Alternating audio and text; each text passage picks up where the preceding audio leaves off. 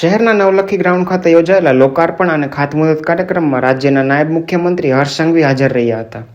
આ પ્રસંગે શહેરના વિકાસ માટે અનેક મહત્વપૂર્ણ પ્રોજેક્ટ્સનો પ્રારંભ કરવામાં આવ્યો હતો. હર્ષ સંઘવીએ જણાવ્યું કે છેલ્લા 15 દિવસમાં વડોદરાને આશરે 725 કરોડ રૂપિયાના વિકાસના કાર્યો મળ્યા છે. તેમણે ગુજરાત પોલીસના કાર્યની પ્રશંસા કરતા જણાવ્યું કે કઠિન પરિસ્થિતિઓમાં પણ પોલીસના જવાનો સતત લોકોની સુરક્ષા માટે કાર્યરત રહે છે. સાથે જ તેમણે ટેકનોલોજી આધારિત સુરક્ષા વ્યવસ્થાને વધુ મજબૂત બનાવવાની જરૂરિયાત પર ભાર મૂક્યો હતો. નવા પ્રોજેક્ટથી શહેરના નાગરિકોને વધુ સુવિધા અને સુરક્ષા મળશે, તેમજ ગુનાઓ પર ઝડપથી નિયંત્રણ મેળવી શકાશે. ગુજરાતનું કેન્દ્ર નથી, પરંતુ શિક્ષણ, ઉદ્યોગ, ફાર્માસ્યુટિકલ્સ કે ટેકનોલોજીનું એક ગ્લોબલ હબ બનીને આગળ વધી રહ્યું છે. આજે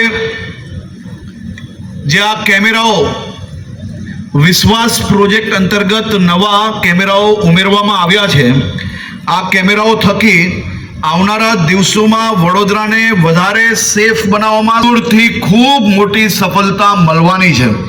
હાલમાં આ વડોદરાથી આ લોકાર્પણ કરવામાં આવે છે, એ આખો પ્રોજેક્ટ જે છે એમાં આ લોકાર્પણ કરી રહ્યા છે.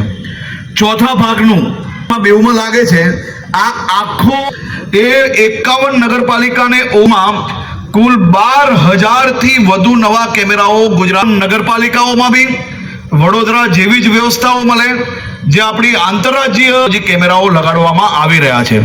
આજે વડોદરા પોલીસ પાસે સ્માર્ટ સિટીના વિશ્વાસ ફેઝ 2ના 657 કેમેરાઓ મળીને કેવલ 8 કેમેરાઓ લગાડવામાં આવ્યા છે અને આ અભેદ નેટવર્ક દ્વારા આવનારા દિવસોમાં વધુ સફળતા મળશે.